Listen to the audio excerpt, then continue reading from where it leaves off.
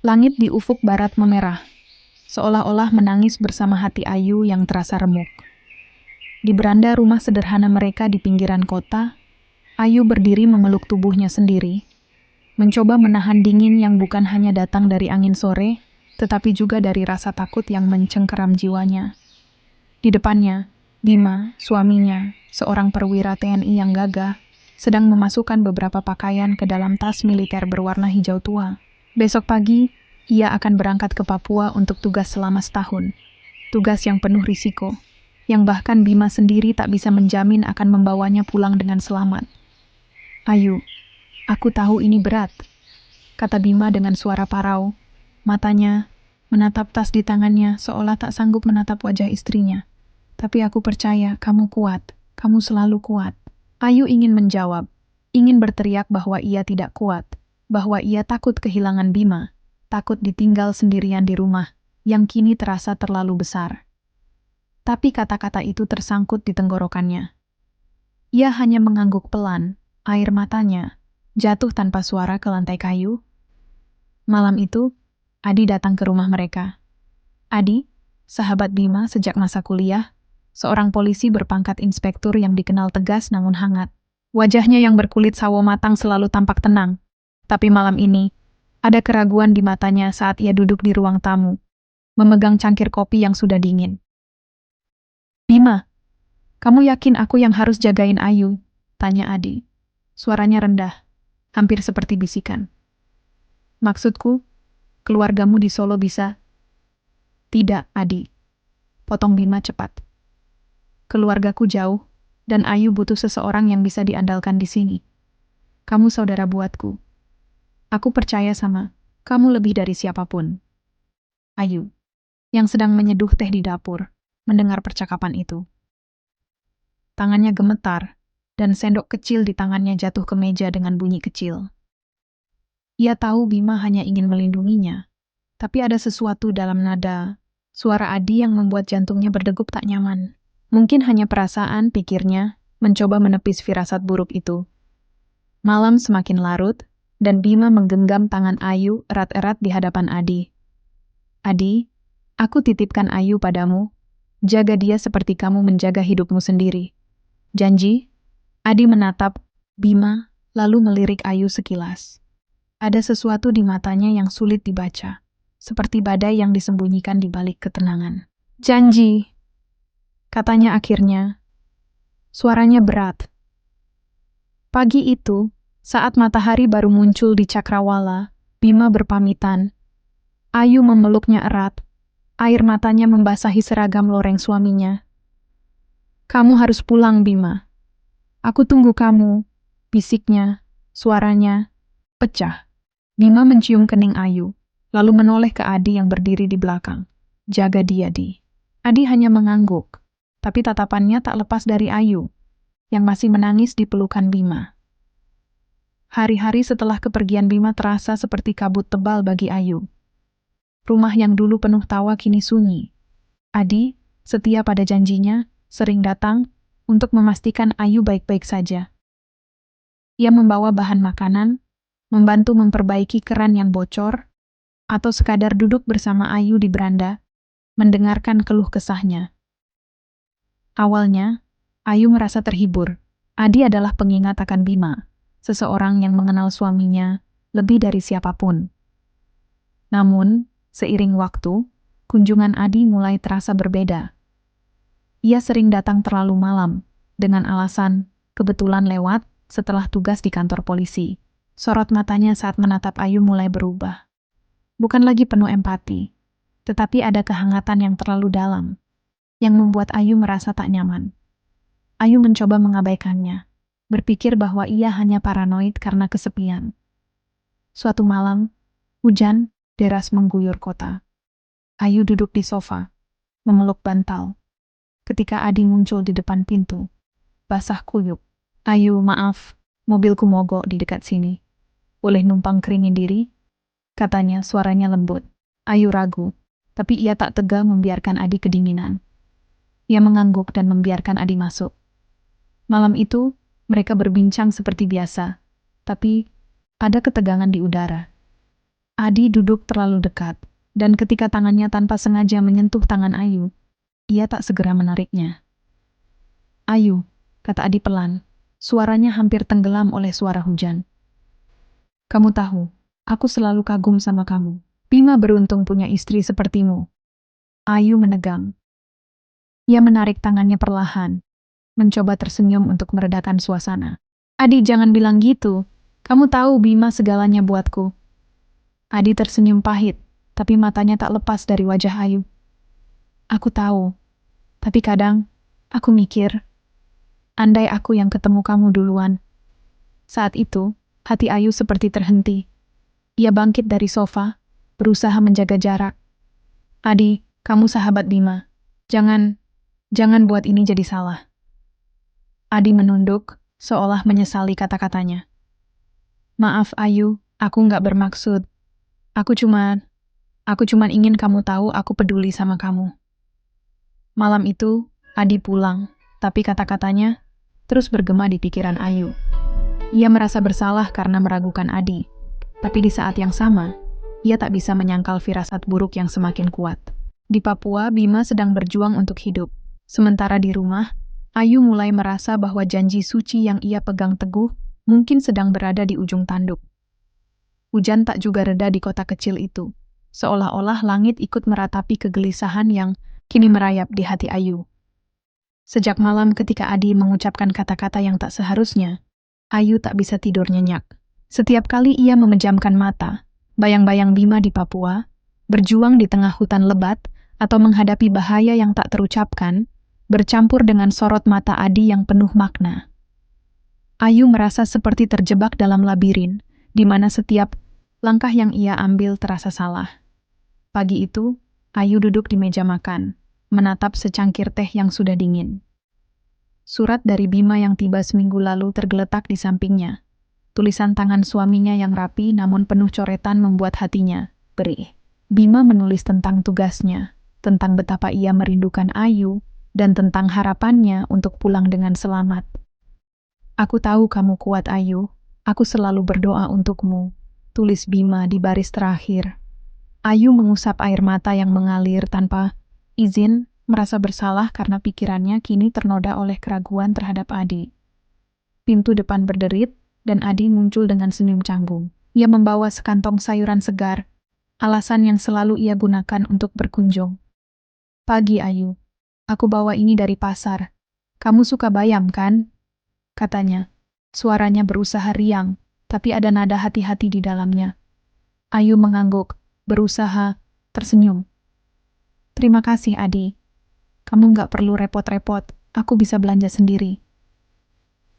Adi meletakkan kantong itu di meja dapur, lalu menatap Ayu dengan ekspresi yang sulit dibaca. Ayu, aku tahu aku salah bicara malam itu. Aku nggak bermaksud bikin kamu nggak nyaman. Aku cuma khawatir sama kamu. Kamu kelihatan nggak baik-baik aja. Kata-kata itu seharusnya terdengar tulus, tapi bagi Ayu, setiap silabel terasa seperti jebakan. Ia ingin percaya bahwa Adi hanya ingin membantu, bahwa ia adalah sahabat setia Bima yang menepati janji. Tapi firasatnya berkata lain. Aku baik-baik aja, Di, jawab Ayu, suaranya datar.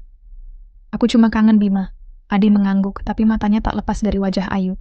Aku tahu, Bima beruntung punya kamu. Tapi Ayu, kalau kamu butuh apa aja, bilang ke aku. Ya, aku di sini buat kamu. Nada suara Adi terdengar lembut, tapi ada sesuatu di dalamnya yang membuat bulu kuduk Ayu berdiri. Ia bangkit dari kursi, berusaha mencari alasan untuk mengakhiri percakapan. Makasih Adi, aku mau ke dokter mata siang ini. Mata aku perih akhir-akhir ini. Adi segera menawarkan diri. Aku anter, ya? Nggak enak kalau kamu pergi sendiri. Ayu ingin menolak, tapi ia tahu Adi tak akan menerima penolakan begitu saja. Dengan berat hati, ia mengangguk. Baiklah, perjalanan ke dokter berlangsung dalam diam yang canggung. Adi mencoba mengisi keheningan dengan cerita tentang pekerjaannya di kepolisian, tapi Ayu hanya menjawab sepatah dua patah kata. Di dalam hatinya, ia merasa semakin terpojok. Adi adalah sahabat Bima, orang yang dipercaya suaminya untuk menjaganya. Tapi mengapa setiap kehadiran Adi kini terasa seperti ancaman? Setelah kunjungan ke dokter, Adi mengajak Ayu mampir ke sebuah warung kecil di pinggir kota. "Ayu, kamu kelihatan pucat.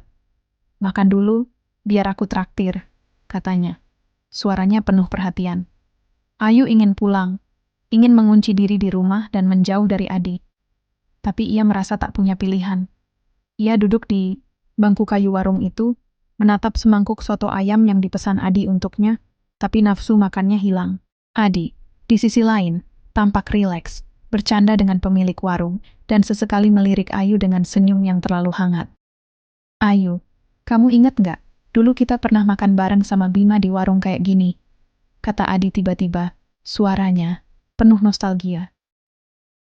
Waktu itu Bima bilang, "Kamu orang yang paling setia yang pernah dia kenal." Aku setuju sama dia. Ayu menunduk, jantungnya terasa seperti diremas. Kenangan tentang Bima membuat air matanya hampir jatuh lagi. "Adi, tolong. Jangan bicara tentang Bima kayak gitu. Aku cuma pengen dia pulang." Adi terdiam sejenak, lalu mengulurkan tangannya, hampir menyentuh tangan Ayu di atas meja. "Ayu, aku nggak bermaksud bikin kamu sedih. Aku cuma mau bilang, aku di sini, selalu." Saat itu Ayu menarik tangannya dengan cepat, berdiri dari kursi. "Aku mau pulang, Adi, sekarang." Adi tampak terkejut, tapi ia tak memaksa. Dalam perjalanan pulang, tak ada kata yang terucap. Ayu menatap keluar jendela mobil, mencoba menahan air mata. Ia merasa seperti mengkhianati Bima hanya karena membiarkan Adi terlalu dekat. Di dalam hatinya, ia berdoa agar Bima segera pulang, agar semua ini hanya mimpi buruk yang akan berlalu. Namun, malam itu, ketika Ayu sedang mencuci piring, telepon rumah berdering. Dengan tangan yang masih basah, ia mengangkat gagang telepon, berharap mendengar suara Bima. Tapi yang terdengar adalah suara seorang perwira TNI, rekan Bima di Papua. "Ibu Ayu, saya Letnan Hasan. Maaf mengganggu. Ada kabar tentang Mayor Bima." Jantung Ayu seperti berhenti. "Apa kabarnya? Bima baik-baik saja kan?" tanyanya. Suaranya gemetar. Suara di ujung telepon terdengar ragu. "Mayor Bima, dia terluka dalam baku tembak 2 hari lalu. Kondisinya kritis dan kami belum tahu apakah dia akan selamat." Telepon itu jatuh dari tangan Ayu, dan dunia di sekitarnya seolah runtuh. Ia ambruk ke lantai, menangis tersedu-sedu, memanggil nama Bima berulang-ulang. Di saat yang sama, pintu depan terbuka, dan Adi muncul, wajahnya penuh kekhawatiran. "Ayu, aku dengar dari teman di TNI. Aku langsung ke sini. Kamu nggak apa-apa?" Ayu menatap Adi dengan mata penuh air mata. Tak tahu apakah ia harus mempercayai kepedulian itu atau takut pada apa yang mungkin tersembunyi di baliknya. Di tengah kepedihan yang menghancurkan hatinya, ia merasa semakin terperangkap antara cinta pada suaminya yang sedang sekarat dan bayang-bayang sahabat yang kini berdiri terlalu dekat. Malam itu, rumah kecil Ayu terasa seperti makam. Suara tangisannya yang terseduh masih bergema di dinding-dinding kayu, bercampur dengan derit lantai saat Adi berjalan mendekatinya. Kabar tentang Bima yang kritis di Papua telah menghancurkan dunia Ayu, dan kini, di tengah kepedihan itu, Adi berdiri di depannya, wajahnya penuh keprihatinan yang sulit dibaca. Ayu ingin mendorongnya pergi, ingin menyuruhnya meninggalkannya sendirian dengan lukanya, tapi ia tak punya tenaga. Ia hanya bisa menatap kosong ke lantai, air matanya jatuh seperti hujan yang tak pernah reda. "Ayu, dengar aku," kata Adi. Suaranya lembut, namun mendesak. Ia berlutut di depan Ayu, mencoba menangkap tatapannya. "Bima kuat. Dia pasti bakal sembuh. Kamu harus percaya itu." Ayu menggeleng pelan. Suaranya pecah. "Kamu nggak tahu, Adi. Kamu nggak tahu rasanya takut kehilangan dia setiap detik. Aku nggak bisa hidup tanpa Bima." Adi mengulurkan tangannya, ragu-ragu, lalu menyentuh pundak Ayu. Sentuhan itu seharusnya menghibur, tapi bagi Ayu, rasanya seperti bara yang membakar.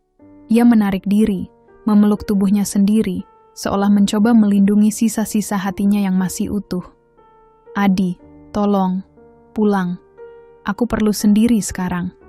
Adi menatapnya lama, matanya penuh dengan sesuatu yang tak bisa Ayu artikan.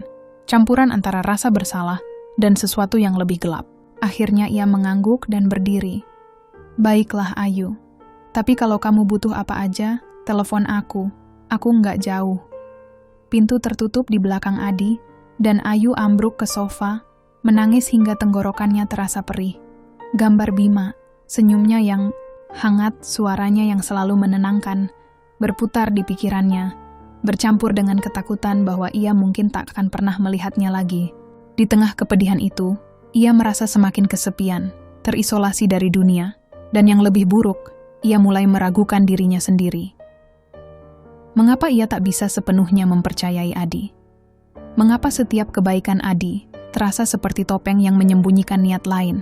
Hari-hari berikutnya berlalu seperti kabut tebal. Ayu tak bisa makan, tak bisa tidur. Ia menghabiskan waktu menatap telepon, berharap kabar baik tentang Bima, tapi yang datang hanyalah keheningan.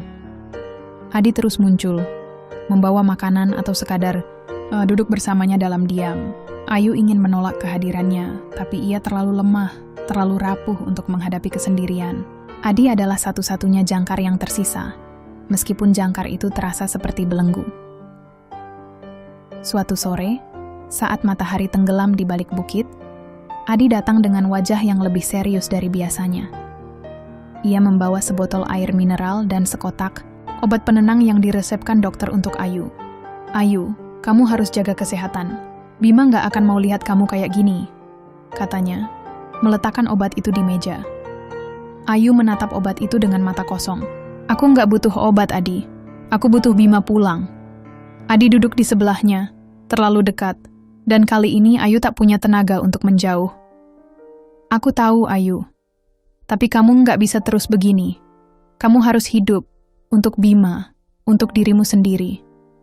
Kata-kata itu terdengar masuk akal, tapi ada nada dalam suara Adi yang membuat hati Ayu bergetar karena alasan yang salah.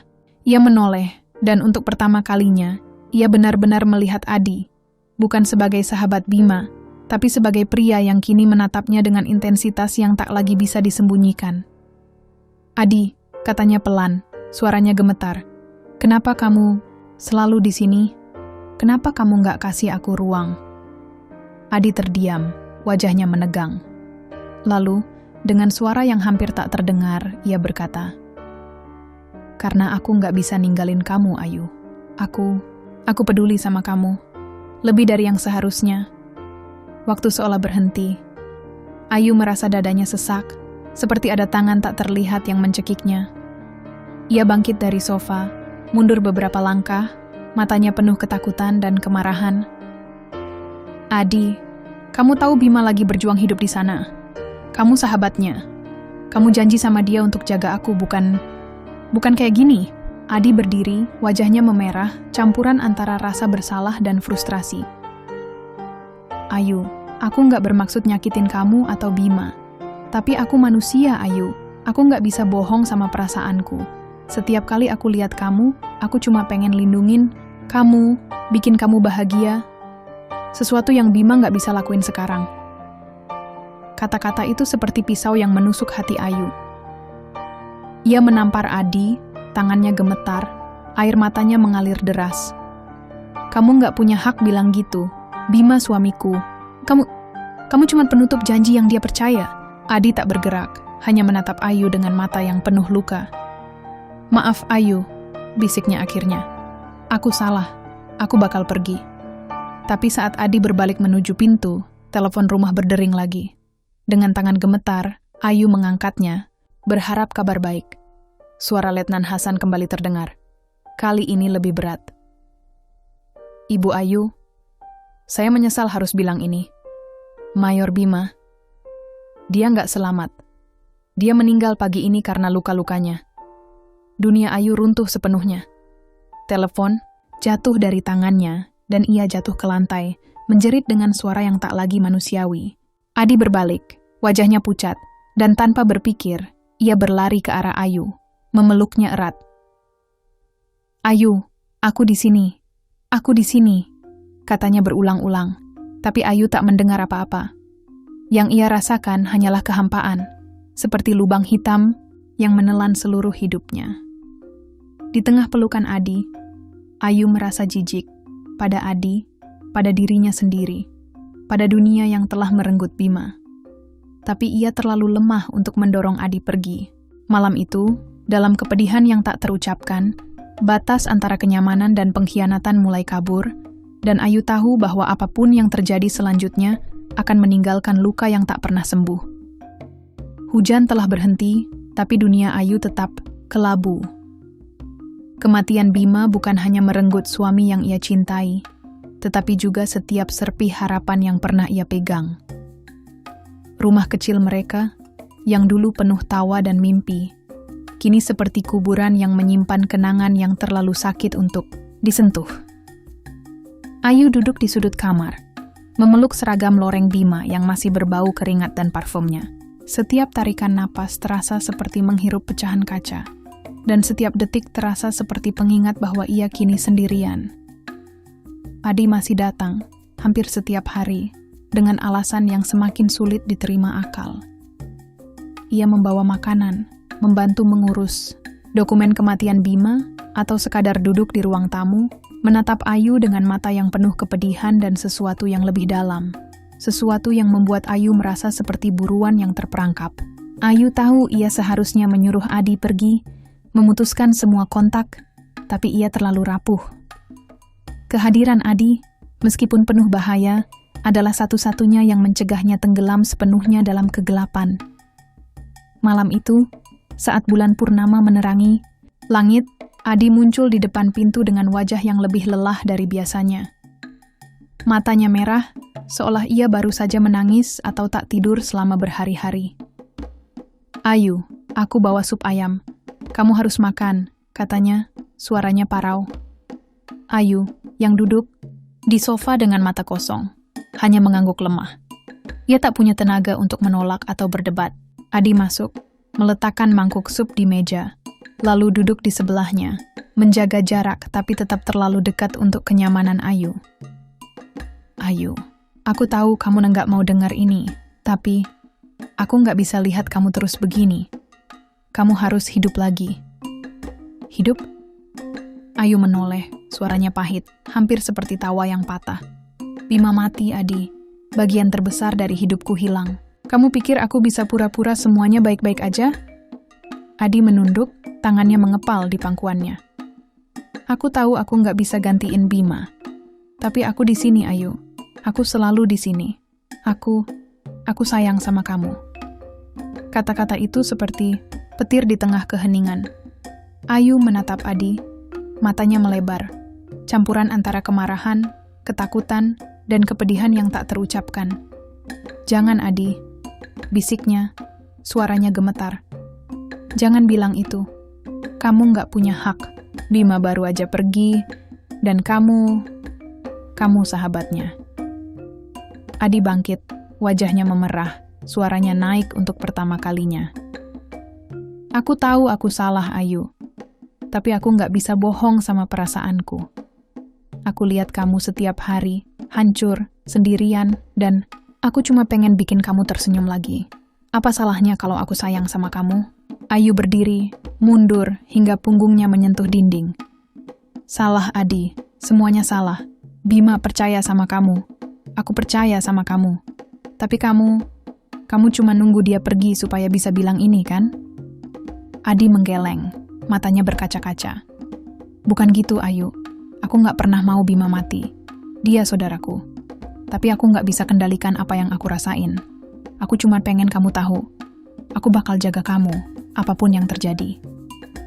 Saat itu, sesuatu dalam diri Ayu pecah. Kemarahan, kesedihan, dan rasa bersalah yang telah ia pendam selama berminggu-minggu meledak. Ia menjerit, tangannya gemetar. "Pergi, Adi. Aku nggak mau lihat kamu lagi. Kamu mengkhianati Bima. Kamu mengkhianati aku." Adi tak bergerak, hanya menatap Ayu dengan mata yang penuh luka.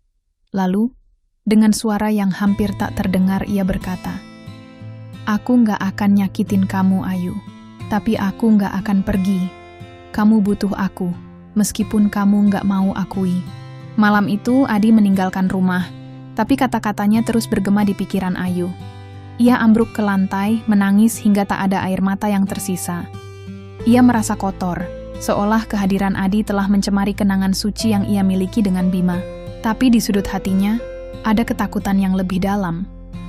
Sebuah bisikan kecil yang ia coba kubur. Bahwa dalam kesepiannya, dalam kepedihannya, ia mulai bergantung pada Adi, meskipun itu terasa seperti pengkhianatan terbesar. Beberapa minggu kemudian, Ayu menyadari sesuatu yang membuat dunianya hancur sekali lagi.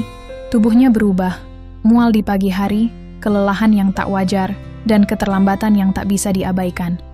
Dengan tangan gemetar, ia membeli tes kehamilan, dan hasilnya seperti pukulan terakhir yang merobek sisa-sisa hatinya. Positif. Ayu menangis, bingung dan ketakutan. Ia tahu itu bukan anak Bima. Waktu kematiannya membuat itu mustahil. Satu-satunya kemungkinan adalah Adi. Meskipun Ayu tak bisa mengingat malam yang pasti, hanya kabut kesedihan dan kelemahan yang membuat batas-batas moralnya runtuh. Ayu duduk di kamar, memegang hasil tes itu, air matanya jatuh ke lantai. Ia merasa seperti monster. Seorang istri yang telah mengkhianati suaminya yang setia, bahkan setelah kematiannya. Dan Adi yang kini berdiri sebagai pengingat akan dosa yang tak bisa ia hapus. Di tengah kepedihan itu, ia tahu satu hal, hidupnya tak akan pernah sama lagi, dan luka ini akan membakarnya selamanya. Langit di atas kota kecil itu tampak kelabu, seolah menolak memberi secercah harapan pada Ayu, yang kini berdiri di tepi makam Bima. Batu nisan sederhana dengan nama suaminya terukir rapi terasa, seperti pisau yang terus menusuk hatinya. Di tangannya, ia memegang setangkai mawar putih, bunga favorit Bima, tapi tangannya gemetar, tak sanggup meletakkannya. Di dalam dirinya ada kehidupan baru yang tumbuh, sebuah rahasia yang membuatnya merasa seperti pengkhianat terbesar, bahkan di hadapan makam suami yang ia cintai. Ayu tahu kebenaran yang menghancurkan. Anak yang ia kandung adalah buah dari kelemahannya. Dari malam-malam ketika kesedihan dan kesepian membuatnya lupa akan janji sucinya.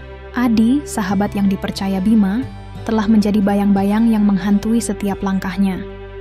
Ia ingin membenci Adi, ingin menyalahkannya atas semua yang terjadi, tapi di sudut hatinya, ia tahu bahwa ia juga bersalah.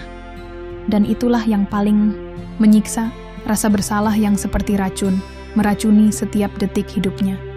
Sejak mengetahui kehamilannya, Ayu menghindari Adi. Ia mengunci pintu rumah, tak menjawab telepon, dan menolak setiap kunjungan. Tapi Adi tak menyerah. Ia meninggalkan surat di depan pintu, makanan di beranda, dan pesan-pesan singkat yang penuh permintaan maaf. Ayu, aku tahu aku salah. Aku nggak akan maksa kamu buat maafin aku. Tapi tolong, jangan hadapi ini sendirian, tulis Adi dalam salah satu suratnya. Ayu membaca setiap kata dengan air mata, tapi hatinya terlalu hancur untuk merespons. Hari itu, setelah berjam-jam di makam Bima, Ayu kembali ke rumah dengan langkah yang berat. Ia ingin melarikan diri dari semua ini, dari kota, dari kenangan, dari dirinya sendiri. Tapi saat ia membuka pintu, Adi sudah ada di sana, berdiri di ruang tamu dengan wajah pucat dan mata yang merah. Ayu menegang, kemarahan dan ketakutan bercampur dalam dadanya. Adi, aku bilang jangan datang lagi.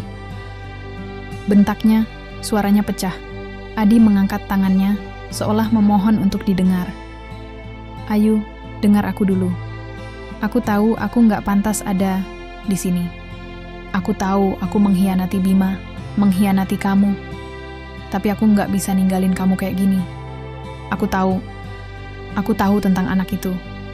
Ayu tersentak, tangannya secara instingtif menyentuh perutnya yang masih rata. Kamu nggak tahu apa-apa, Adi. Ini nggak ada hubungannya sama kamu, bohongnya, meskipun suaranya gemetar. Adi melangkah mendekat, tapi berhenti ketika melihat Ayu mundur. Ayu, jangan bohong. Aku tahu itu anakku, dan aku tahu kamu benci aku karena itu. Tapi, aku nggak akan lari dari tanggung jawab. Aku akan jaga kamu, jaga anak itu, meskipun kamu nggak pernah maafin aku." Kata-kata itu seperti angin yang menerbangkan abu sisa-sisa hati Ayu. Ia menangis, tubuhnya ambruk ke sofa, wajahnya terkubur di tangannya.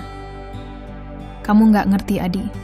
Setiap kali aku lihat kamu, aku lihat pengkhianatan. Aku lihat Bima yang percaya sama kamu, yang mati tanpa tahu sahabatnya menusuk dia dari belakang. Aku nggak bisa hidup sama luka ini." Adi berlutut di depannya, air matanya jatuh ke lantai. "Aku tahu, Ayu. Aku benci diri aku sendiri lebih dari yang kamu benci aku. Tapi anak itu nggak salah. Dia nggak pantas bayar harga kesalahan kita." Saat itu, Ayu merasa seperti berdiri di tepi jurang. Ia ingin mendorong Adi keluar dari hidupnya, ingin menghapus semua yang telah terjadi. Tapi ia juga tahu bahwa anak di dalam rahimnya adalah nyawa yang tak berdosa, sebuah kehidupan yang tak bisa ia tolak. Dalam kepedihannya, ia mulai mempertanyakan, apakah ia bisa membenci anak ini hanya karena dosa yang melahirkannya? Malam itu, setelah berjam-jam berbicara dengan suara yang patah dan air mata yang tak pernah kering, Ayu membuat keputusan. "Adi, aku nggak akan pernah maafin kamu sepenuhnya," katanya. Suaranya lemah tapi tegas. "Tapi aku nggak akan bunuh anak ini. Aku akan lahirin dia. Tapi bukan buat kamu, bukan buat kita. Buat Bima. Buat kenangannya." Adi mengangguk. Wajahnya penuh luka, tapi juga lega. "Aku akan dukung kamu, Ayu. Dari jauh, kalau itu yang kamu mau. Aku janji nggak akan maksa apa-apa lagi." Beberapa bulan kemudian, Ayu pindah ke desa kecil di Solo, dekat keluarga Bima. Ia melahirkan seorang bayi laki-laki, yang ia beri nama Bima Kecil, sebagai penghormatan pada suaminya. Setiap kali ia menatap mata anaknya, ia melihat bayang-bayang Bima.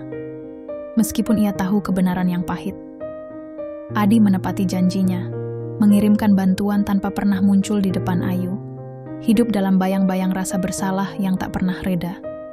Di bawah langit senja yang merona, Ayu duduk di beranda rumah barunya, menggendong Bima Kecil yang tertidur pulas. Air matanya jatuh pelan, tapi kali ini bukan hanya karena kesedihan.